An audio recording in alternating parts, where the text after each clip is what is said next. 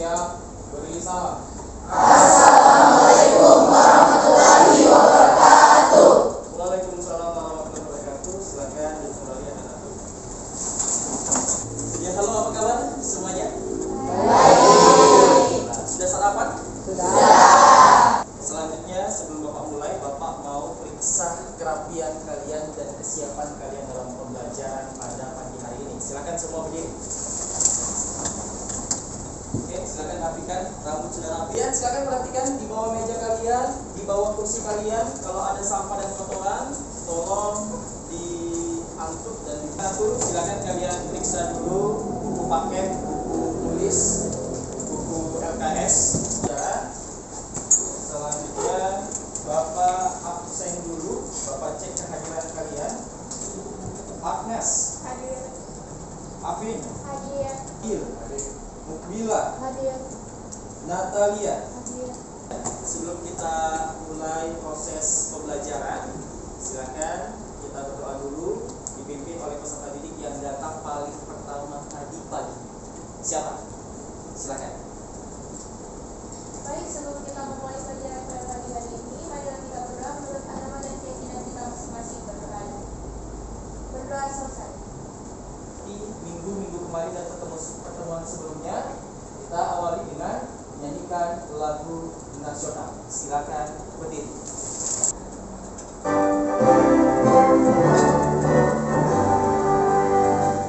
Indonesia, tanah airku, tanah tumpah darahku. Indonesia Raya, merdeka, merdeka, hiduplah Indonesia Raya. Lagu ini merupakan salah satu bentuk rasa nasionalisme dari para generasi muda dan generasi bangsa Indonesia. Bapak mau tanya terlebih dahulu. Minggu kemarin di pertemuan sebelumnya kita sudah apa yang masih bisa kalian ingat dari materi sebelumnya? Siapa yang bisa berkaitan dengan hak dan juga kewajiban? Oke, silakan. Ya. Oke, kewajiban itu adalah sesuatu yang harus dilakukan dan dilaksanakan oleh setiap orang tanpa pengecualian dengan rasa penuh tanggung jawab. Bapak perlu ingatkan kembali kepada kalian dalam sebuah proses pembelajaran tentunya rasa semangat itu harus ada ya, karena pembelajaran akan bisa terselesaikan dan bermanfaat untuk kalian jika di awal pembelajaran kalian sudah punya rasa semangat untuk belajar. Kita lihat terlebih dahulu kira-kira apa hal yang akan kita capai dalam proses pembelajaran kali ini. Kompetensi dasar yang tercapai adalah menganalisis hak dan kewajiban asasi manusia dalam perspektif Pancasila. Siapa yang bisa membaca tujuan pembelajaran yang pertama? Saya, Pak. Silakan Pindah. Yang pertama, melalui kegiatan berdoa. Silakan saya. Dalam menyimak tayangan video bersama guru tentang hak dan kewajiban asasi manusia, peserta didik dapat membuat dan mengajikan laporan di manusia dalam perspektif Pancasila melalui presentasi dengan sistematik. Selanjutnya Bapak akan sedikit memberikan penguatan kepada kalian apa sih substansi dari hak.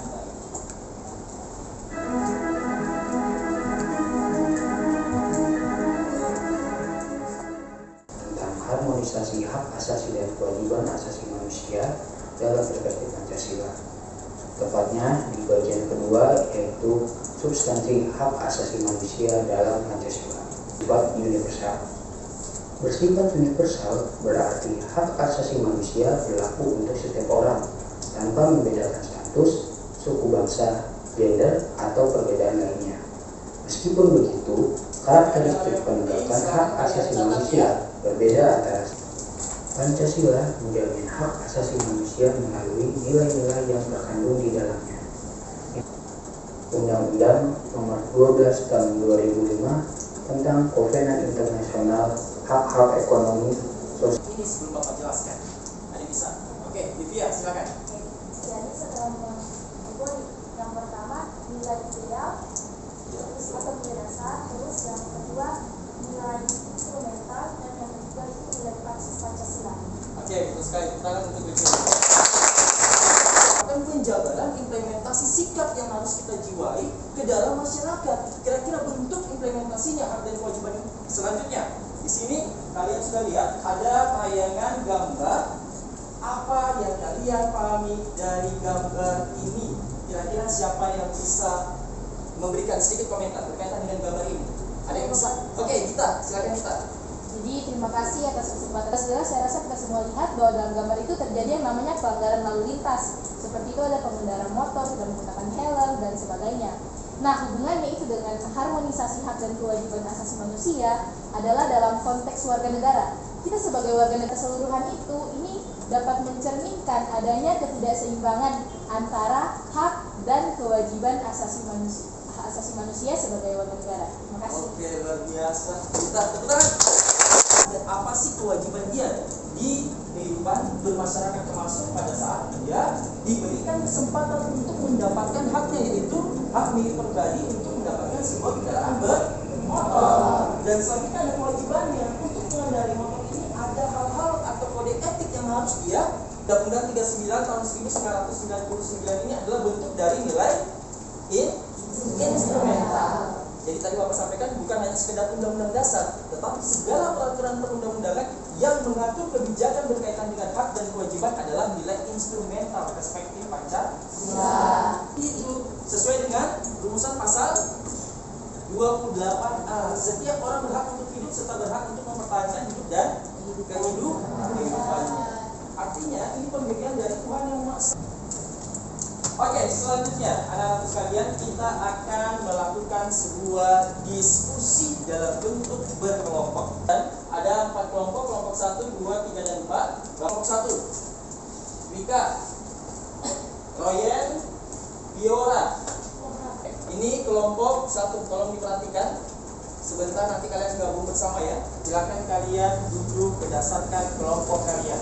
Bapak yang bagi ya, kelompok 1 duduk di sini, kelompok 2 di sini, kelompok 3 sebelah sana, kelompok 4 sebelah sana. Silakan, mejanya boleh digabung.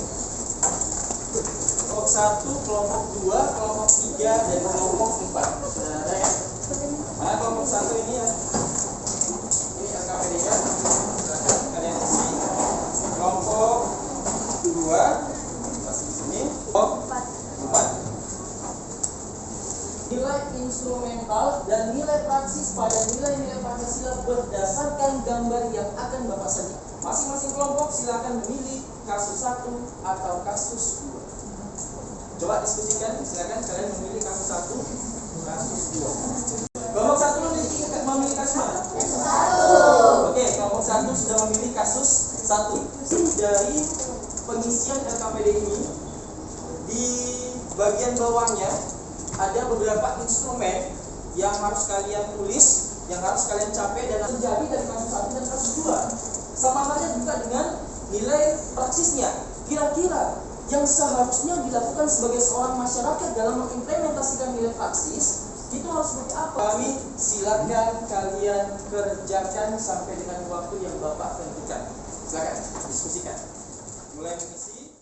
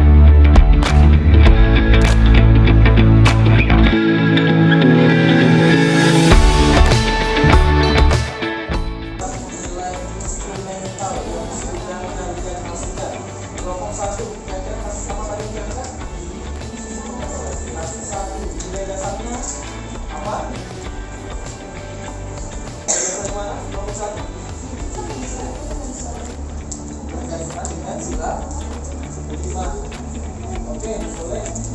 Selanjutnya nilai instrumentalnya.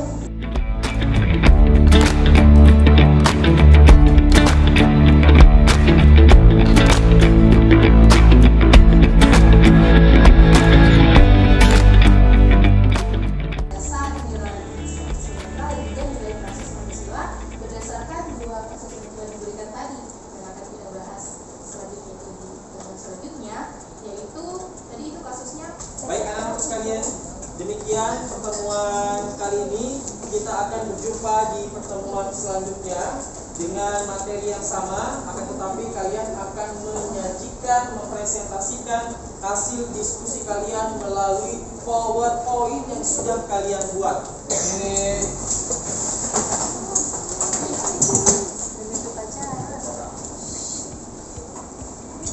siap, beri salam. Assalamualaikum warahmatullahi wabarakatuh.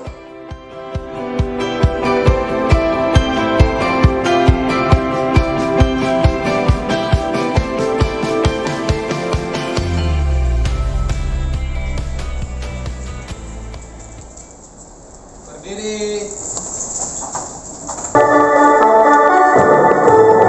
17 Agustus tahun 45, itulah hari kemerdekaan kita. Dari hasil diskusi kelompok yang sudah kalian buat berdasarkan instrumen dari LKPD yang sudah kalian kerjakan kemarin. Ini kita lihat apa permintaan dalam pembelajaran hari ini. Bapak harapkan hari ini semua tampil. Kelompok 1, kelompok 2, kelompok 3, kelompok 4. Kalian mampu mempresentasikannya dengan baik ya. Kita mulai dengan kelompok 1 boleh? Boleh Pak. Assalamualaikum warahmatullahi wabarakatuh. Waalaikumsalam warahmatullahi wabarakatuh. Satu, di sini gambarnya yaitu pelanggaran lalu lintas. Karena pengendara tersebut lebih mementingkan hak dalam menggunakan jalan, sementara mengabaikan kewajibannya. Sekarang saya akan membuka sesi tanya jawab. Nah, saya persilakan untuk kelompok. Nah, pertanyaannya yaitu tindakan apa yang sudah dilakukan pihak kepolisian dalam menindaklanjuti pelanggaran lalu lintas? Pihak kepolisian terhadap pengendara yang tidak mematuhi rambu-rambu lalu lintas dan tidak memiliki kelengkapan dalam berkendara seperti tidak memiliki surat izin mengemudi atau yang sering kita dengar dengan sebutan SIM. Silakan kelompok 3 dimulai. Baiklah semuanya, assalamualaikum warahmatullahi wabarakatuh. Waalaikumsalam. Oke, sebelum saya lanjut untuk soal diskusinya, di sini dapat kita lihat ada aturan hukum dalam merusakkan. Aturan tersebut dilanggar, pelakunya dapat dihukum pidana penjara paling lama 2 tahun 8 bulan atau denda paling banyak 4. Simpulkan bahwa sebenarnya bukan hukum kita yang lemah, serasa hukum kita sudah kuat dalam mengatur tatanan kehidupan kita. Cuman Ingin melihat kemampuan kalian dalam menganalisis dan juga menguraikan kasus berdasarkan dari jadi kesimpulan dari pembelajaran kita sejauh ini mengenai harmonisasi hak dan kewajiban asasi manusia, kita sebagai warga negara itu tidak akan bisa menikmati hak kita yang secukupnya. Dan selain apa hambatan yang kalian dapatkan dalam atau pada saat kalian membuat hasil presentasinya. Dan Bapak percaya kalian ini sudah memahami bagaimana keseimbangan sinergitas antara hak dan juga kewajiban asasi manusia. Dan selanjutnya anak-anakku, kita lakukan sedikit kuis berkaitan. Soal pertama, hak asasi manusia wajib dijunjung tinggi semua orang sehingga pelaksana.